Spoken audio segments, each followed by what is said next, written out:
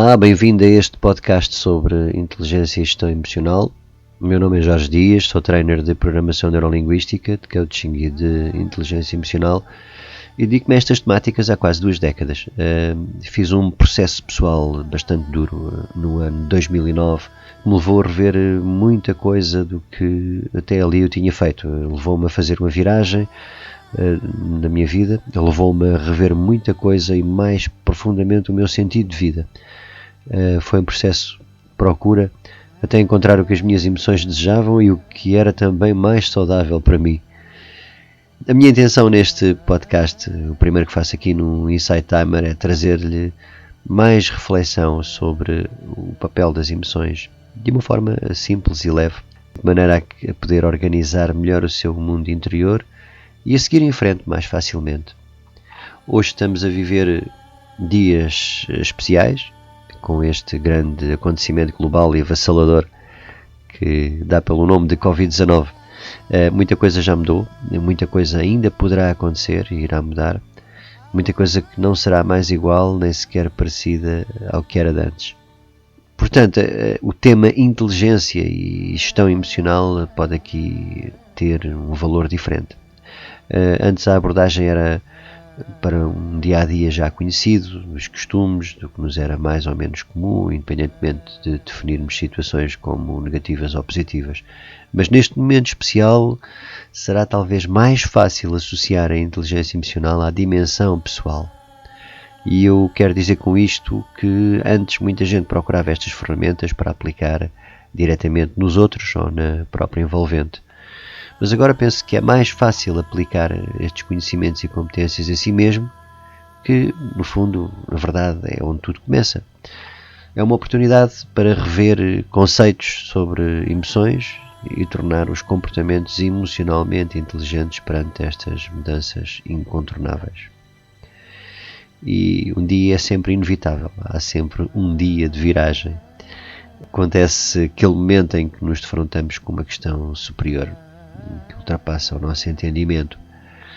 Pode ser um evento de vida, como uma perda de emprego abrupta, a morte de um familiar, uma separação ou um divórcio, uma situação de falência ou até uma doença, ou até mesmo aquilo que estamos a viver de uma forma mais abrangente. Nestes momentos parece que nunca estamos preparados. Precisamos decidir, preparar e fazer uma mudança na nossa vida. Mas, num primeiro momento, há sempre aquela fase da negação, algo que está presente, que é, mesmo sem darmos por isso, acontece, pode até ser fácil fazer essa mudança, mas é sempre mais fácil não fazer. Sabemos que temos de não fazer o que estamos a fazer e fazer o que não estamos a fazer, e apesar disso é sempre mais fácil não fazer e ficarmos à espera que algo, entretanto, mude, sem que tenhamos nós próprios de alterar alguma coisa. E é nestes momentos mais críticos, mais confusos, que a nossa inteligência emocional é posta à prova. De uma forma simples e coloquial, inteligência emocional é basicamente a capacidade de estarmos sempre presentes e de gerir pensamentos e emoções a todo momento. Estarmos sempre atentos aos sinais que o corpo emite e aos tipos de pensamentos que temos. Para que isso aconteça é preciso levar o foco ao seu mundo interno e treinar essa prática. Um exemplo simples pode ser, por exemplo, a ida ao restaurante. Você entra e sente um sinal de desconforto vindo do seu corpo. Uma sensação, claro que não sabe traduzir de imediato em palavras do que se trata, mas o facto real e observável é que a sensação lhe está a dizer que ali, naquele lugar, não deverá ficar.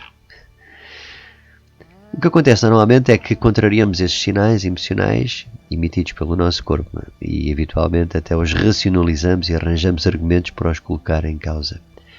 O certo é que a sua mente decide ficar no restaurante, ignorando as indicações emocionais enviadas pelo seu corpo. E depois algo corre mal, corre como não era esperado, não era suposto. Ou o lugar é na verdade desconfortável, ou o serviço é demasiadamente demorado, ou a comida não está bem confeccionada.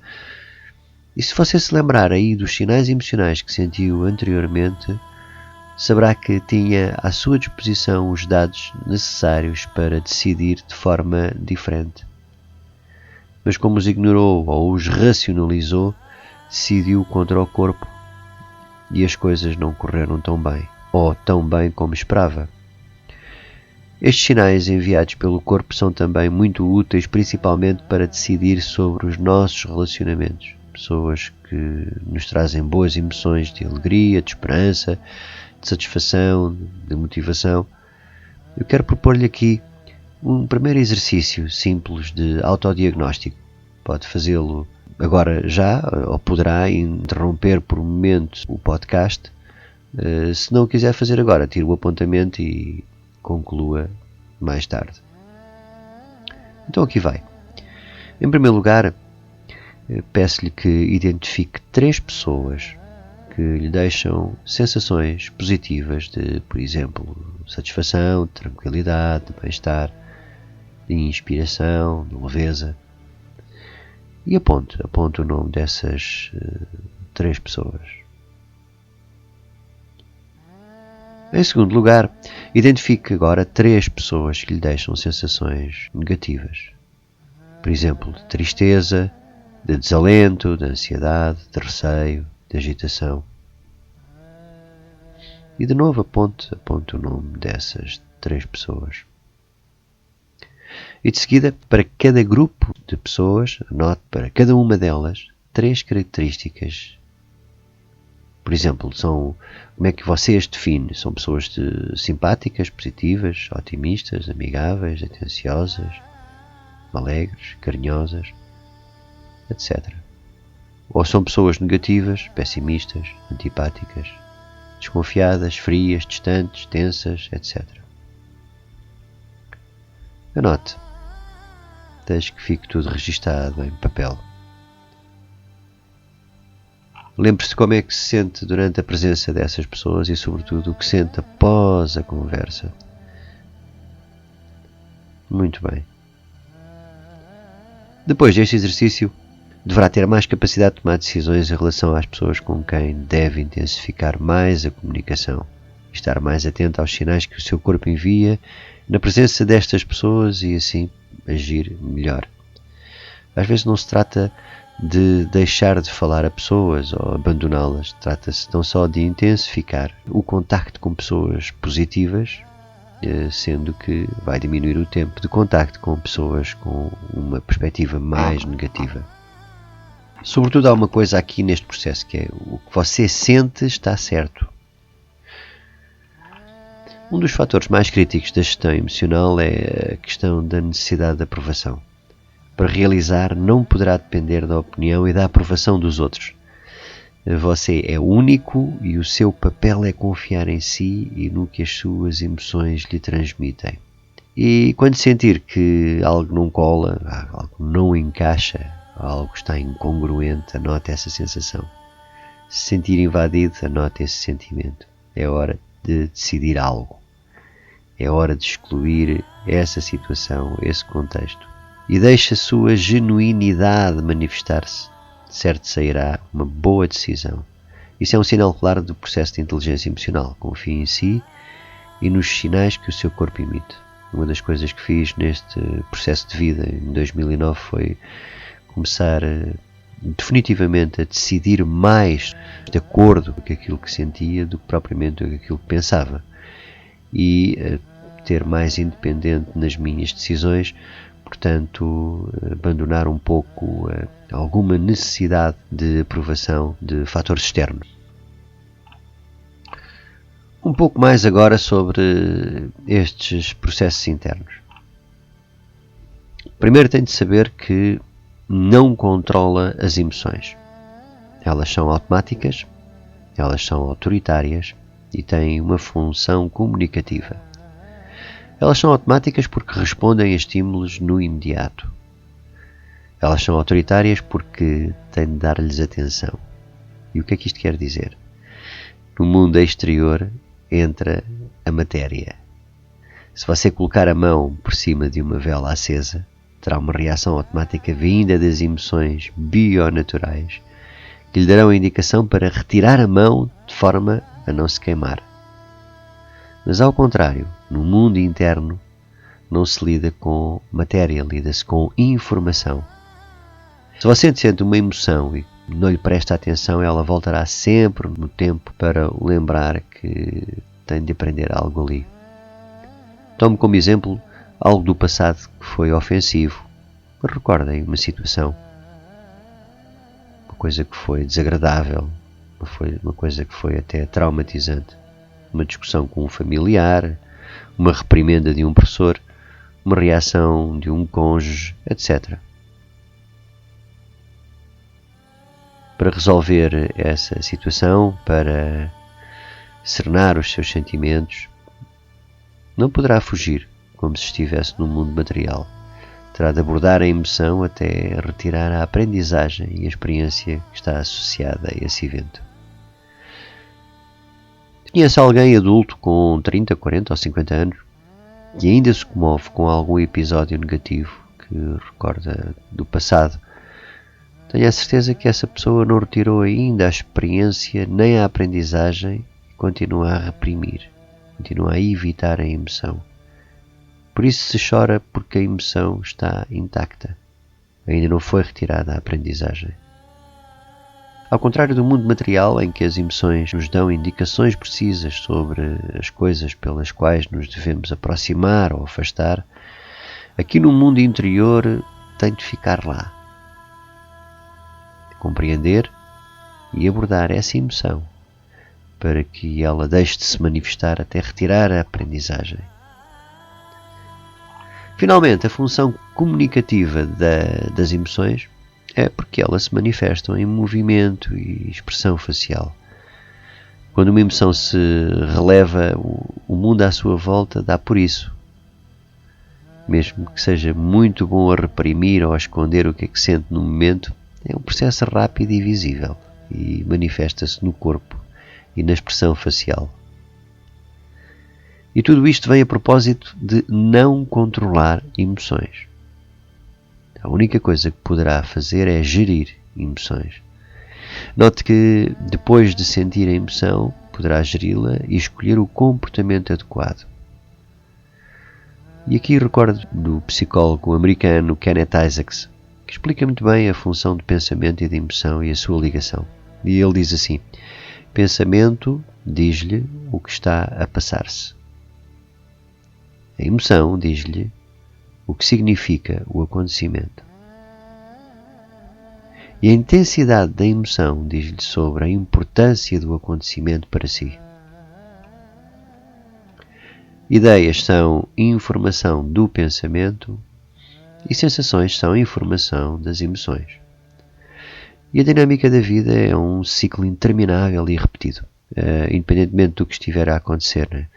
Pensamento gera emoção, emoção gera comportamento, comportamento gera resultado, que é o feedback que se obtém, podemos avaliar como positivo e negativo. Quando se sentir desconfortável com alguma coisa é porque o pensamento deu origem a uma emoção negativa que é sentida no seu corpo, no peito, na cabeça, nos ombros, no abdômen. Retenha agora para si esta dinâmica como uma verdade natural. Não se trata do que se passou, trata-se do que pensou sobre o que se passou. E esse pensamento dá origem a uma emoção, que se traduz numa sensação no corpo, que lhe dá a informação sobre o significado e sobre a importância do evento. Se é do seu agrado ou não, se está no caminho que quer ou não, se realiza os seus valores, se liga ao seu propósito. E é a partir daqui que pode gerir a sua emoção, que força lhe vai dar, bem como decidir que comportamento será mais adequado de manifestar. E as emoções servem para tomar decisões. Ainda o psicólogo Kenneth Isaacs diz que emoções não compelem a ação, elas impelem apenas a ação. Isto o que quer dizer é que, quando a emoção é automática e natural, já o comportamento é uma escolha sua. Emoção e comportamento não é propriamente um pacote, são coisas completamente independentes. Vamos aqui a um ponto de partida para desenvolver a sua inteligência emocional. Se quer aumentar a sua inteligência emocional, peço-lhe por tudo aqui neste podcast que não duvide de si, não se inferiorize. Uma coisa é adotarmos outras formas de fazer as coisas por acharmos que elas são mais adequadas para nós e para aquilo que está à nossa volta. Outra é por nos sentirmos dependentes de elogios e de opiniões alheias. A tal necessidade de aprovação. Nesta segunda, você favorece alguém e desfavorece-se a si próprio. E a inteligência emocional é considerar-se a si, sentir a sua emoção e interpretá-la, porque ela dá-lhe a indicação certa e tomar a decisão em relação a esse facto. Lembre-se, a distância entre confiar e não confiar em si é apenas de um pensamento. Quando ouvir alguém dizer algo como perdi a cabeça, passei-me, fiquei cego, não aguentei e disse aquilo que não devia ter dito, saltou-me a tampa. Estas expressões que muitas pessoas com irritação mencionam é sinal de que há um grande déficit de inteligência emocional e de gestão das próprias emoções e comportamentos. Atente que há aqui dois mundos, um mundo interno, que é seu e da sua inteira responsabilidade, que é o mundo das emoções, o mundo das sensações, e depois há um mundo exterior, que o rodeia e que está fora do seu domínio. E o seu papel é focar-se no mundo interior, de forma a decidir melhor o que fazer com o mundo exterior. Saiba também que não tem controlo, nem poder, nem capacidade de mudar o mundo exterior. O mínimo que talvez consiga fazer é exercer alguma influência. Porém, você tem todo o poder de gestão sobre o seu mundo interno. Sobre os pensamentos que tem, sobre a forma como se sente, sobre os comportamentos que manifesta.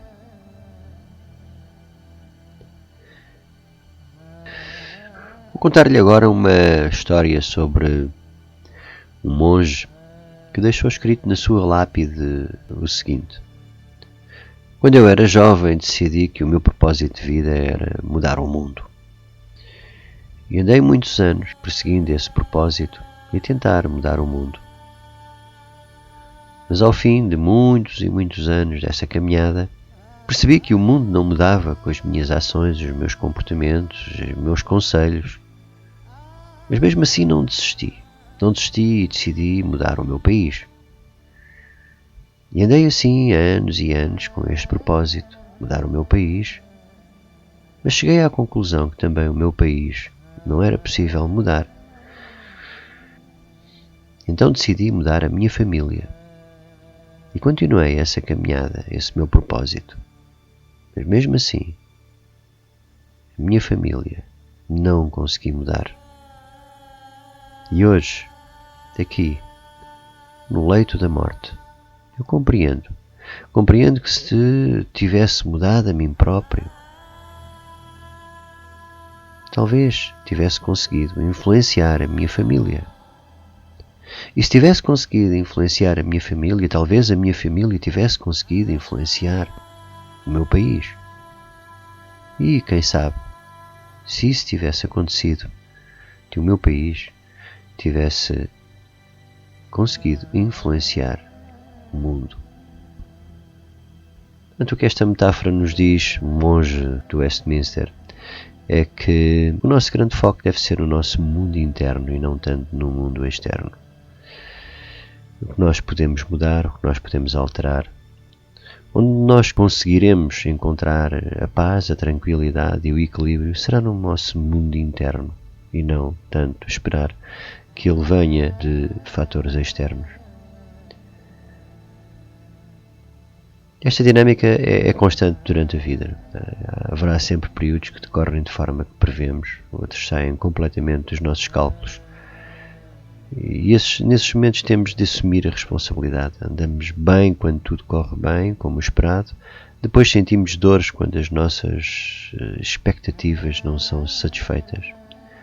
E as dores emocionais devem-se, numa grande parte das vezes, a isso mesmo. Devem-se às expectativas que alimentamos. Uma coisa é certa, só temos capacidade total para mudarmos efetivamente o nosso mundo interno. E é a típica história do homem que tinha uma vida estável, organizada e segura. Tudo corria segundo o previsto, de acordo com as mesmas rotinas. E a cada dia o homem repetia as mesmas tarefas, ia aos mesmos sítios, falava com as mesmas pessoas, sobre os mesmos assuntos, com as mesmas palavras vindas dos mesmos pensamentos. E o homem sentia que tinha a vantagem de saber com exatidão o que esperava no dia seguinte e assim por diante, o que lhe permitia programar mais facilmente todas as suas atividades. Mas um dia acontece algo que altera tudo. Toda a previsibilidade, toda a rotina, toda a sensação de segurança fica em causa e o homem mergulha numa dura preocupação que se leva à confusão e a um misto de emoções alternadas: raiva, angústia, tristeza, desapontamento, pessimismo. Vem a desorientação e a depressão, vem a ansiedade, que são apenas o fruto da nossa ilusão e expectativas que não foram realizadas. E o nosso mundo interno fica desequilibrado. Não sei ao certo se isto lhe é familiar. Quando um dia o habitual deixou de existir, já não está lá e você pensava que estaria para sempre porque sempre esteve lá. Mas no meio deste turbilhão de fortes emoções negativas, o homem tem insights sobre o que fazer, tem ideias sobre possíveis soluções. E repara aqui que insight é sight from within. Uma ideia, um vislumbre, uma visão vinda de dentro. E assim o homem toma uma decisão, seguida de um plano, e então passa à ação. E começa a odisseia, a que leva a um novo nível de existência. Pelo caminho há muita aprendizagem. O homem tem de permitir-se errar, tem de permitir-se experimentar, insistir, perseverar, manter o foco no caminho, até chegar ao estádio seguinte. Mas esse caminho tem muitas nuances, tem os seus mistérios, tem as suas surpresas, testes, tem muitos quebra-cabeças a ser desvendados. São provações com as chamadas dores de crescimento. Surgem dúvidas, hesitações, surge a vontade de desistir, de querer voltar a algo que já não existe. Aquilo que pensávamos ser seguro, previsível e confortável, mas que agora é passado e se tornou apenas numa memória. Independentemente de tudo, o que há está no aqui e no agora e à sua frente. Optar por parar será fatal e produzirá ainda mais dor. E é sobre a dor que falarei nos próximos instantes. É estranho, mas é uma tendência humana muito vincada. Nós só mudamos quando sentimos dor. E este detalhe é oportuno até porque o fenómeno coronavírus vinca este aspecto. Mesmo quando adivinhamos a mudança perto e ainda quando começamos a senti-la, insistimos em ficar, esperando que algo aconteça para ficarmos na mesma confortáveis. E então a dor aumenta, como que dizendo, é melhor arrepiar caminho, toma uma decisão, olha lá que tens de fazer algo. Sinais do corpo, aquele feeling que ignoramos. E só mesmo no limite, quando a dor atinge o ponto crítico, é que damos os primeiros passos. Segundo a ciência e a investigação de alguns investigadores, Baumeister, Bratlavsky, Finkenauer e Vos, o comum das pessoas faz escolhas com base na necessidade de evitar experiências negativas do que no desejo de obter resultados positivos propriamente ditos. E em programação neurolinguística isto chama-se de agir por aproximação ou por afastamento. Quando as pessoas fazem o que fazem e se dirigem àquilo que querem, àquilo que desejam, porque cumpre o seu propósito e realiza os seus valores, agem por aproximação. Mas quando as pessoas fazem o que fazem para fugir do que não querem, do que não desejam, do que temem, agem por afastamento. E isto faz toda a diferença quanto aos resultados que se obtêm. Se não conhecermos as nossas emoções, se não as monitorizamos e as interpretamos, passamos a agir por afastamento. Fugimos do que não queremos. Passamos o tempo a evitar e obtemos resultados pobres porque estamos focados na própria dor. Mas se conhecemos mais as nossas emoções, reconhecemos as sensações e fazemos ler, e sabemos ler os sinais do corpo, podemos fazer escolhas de acordo com o que queremos e obter assim melhores resultados e muito mais saúde.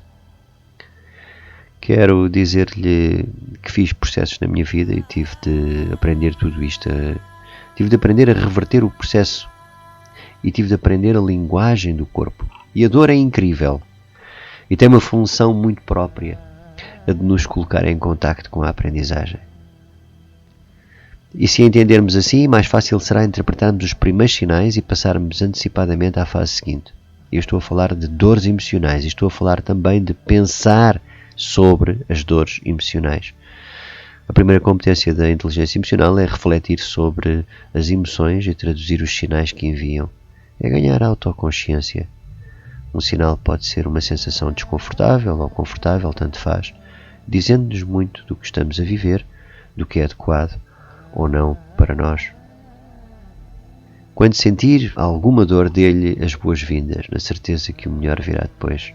Aliás, pense, o sucesso e os resultados têm mais valor e um melhor sabor com uma dor associada. Tudo se torna pior quando oferecemos resistência, quando não se quer responder à chamada e ela, a dor, aumenta na proporção da urgência. Bom, por aproximação ou por afastamento, fique com este conceito. E fique agora também com a questão que eu gostaria que respondesse e refletisse. Pode fazer mais tarde ou agora, após interromper o seu podcast.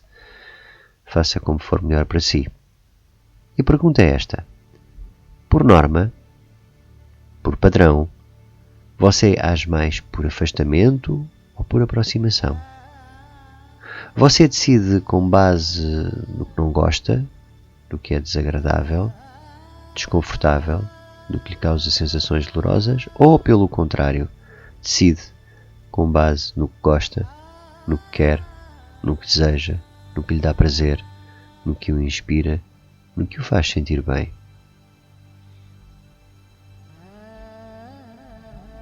E em tudo isto estão implicadas emoções, agradáveis ou desagradáveis. O seu papel é cuidar de si, acreditar em si e nas sensações que experiencia.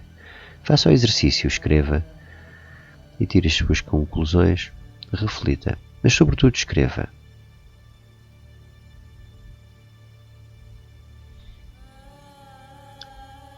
Sobre formas de lidar com emoções. Os líderes espirituais consideram que, basicamente, há 3 formas de lidar com emoções. E a primeira forma é reprimi-las. Esta é muito comum entre nós. Na nossa sociedade fomos muito habituados a reprimir emoções, não as mostrarmos, a calarmos internamente.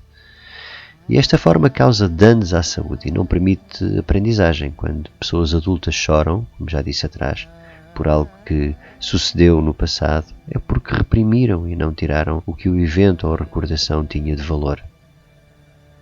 Ficou a sensação intacta e não foi avaliada com maturidade. Uma pessoa em idade adulta tem meios para abordar a memória e a emoção chamada de traumática de uma forma adulta.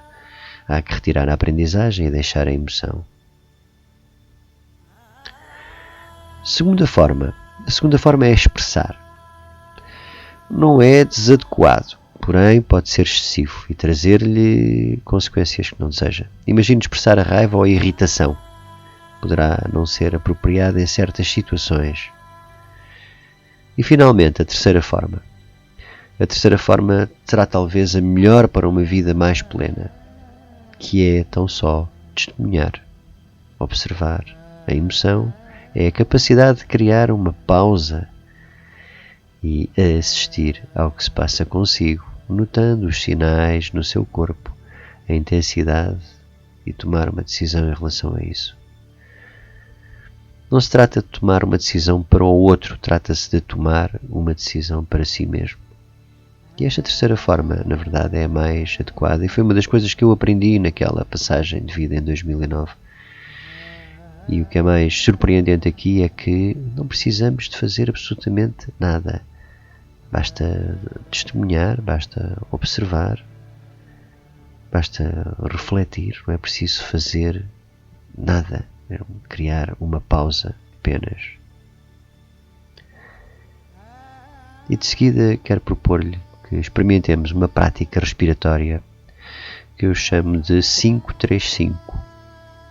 É simples e curta e consiste em fazer uma inspiração contando até 5, De seguida, prender a respiração contando até 3 e finalmente expirar enquanto conta até 5. Vamos fazer em conjunto, no final de 4 ciclos respiratórios. Vamos dar atenção ao nosso bem-estar, a uma sensação de equilíbrio e de presença agradável e em sintonia com a existência. Vamos exercitar o observar e o testemunhar. Então vamos começar, faça comigo. Vamos inspirar e contar até 5. Vamos trancar a respiração, contar até 3. E vamos expirar contando até 5 na expiração.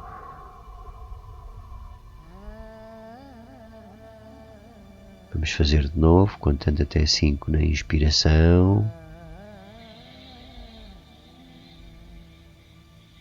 Trancamos por 3 segundos, contamos até 3. E fazemos a expiração, contando de novo até 5. Mais 2 vezes. Vamos inspirar, contar até 5. Vamos trancar a respiração, contando até 3. E vamos expirar, contando até 5 de novo. E fazemos uma última vez. Inspirar novamente, contando até 5. Trancar a respiração, contando até 3. E fazer a expiração final, contando até 5. Muito bem. Experimente agora levar o foco ao seu corpo e desfrutar dessa sensação de equilíbrio e de presença agradável em sintonia com a existência. Sim. Observar e testemunhar uma faceta neutra da nossa existência. Não requer esforço, não há obrigações, é apenas observar. A inteligência emocional exige um novo nível de atitude, de decidir de uma vez por todas colocar confiança em si mesmo, através de decisões assentes no que sente e não só no que pensa ou no que os outros pensam. Tudo isto não terá a ver com bens materiais ou a ideia de sucesso comercializada no dia a dia, tem a ver com o que faz sentido para si e uma satisfação interna. A inteligência emocional pode ser um caminho para um estado de felicidade. Deixo-lhe aqui uma mini fórmula que se pode traduzir no seguinte: F é igual a PP menos PN. O que isto quer dizer é que a felicidade é igual a pensamentos positivos menos os pensamentos negativos. A percentagem de felicidade será igual aos pensamentos positivos, descontados os pensamentos negativos. E pensamentos negativos sobre si próprio, sobre acontecimentos, sobre o futuro, o passado, sobre o que é normal, sobre o que é suposto fazer. E a felicidade será igual à qualidade dos seus pensamentos. Faça este cálculo. De 0 a 10, quanto se sente feliz agora? Em que 0 é a infelicidade total e 10 é a felicidade plena.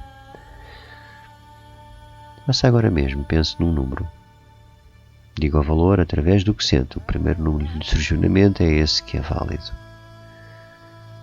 De 0 a 10, quanto se sente feliz e satisfeito neste momento?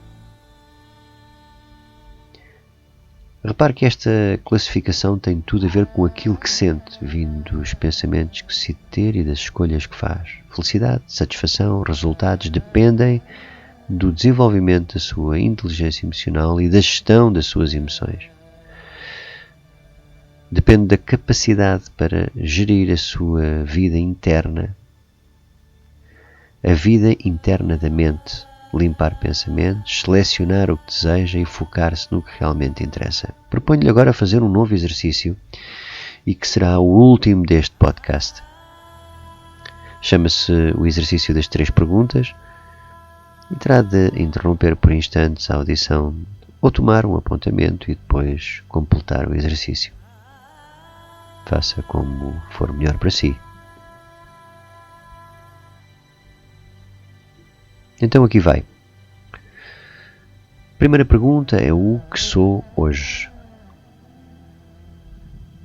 Escreva uns tópicos sobre o que sou hoje. Não pense muito. Traduza mais o que sente. O que sou hoje. A segunda pergunta é o que serei amanhã. O que serei amanhã? Visualize e descreva, mesmo por tópicos, aquilo que sente. E a terceira pergunta é o que farei hoje para mudar?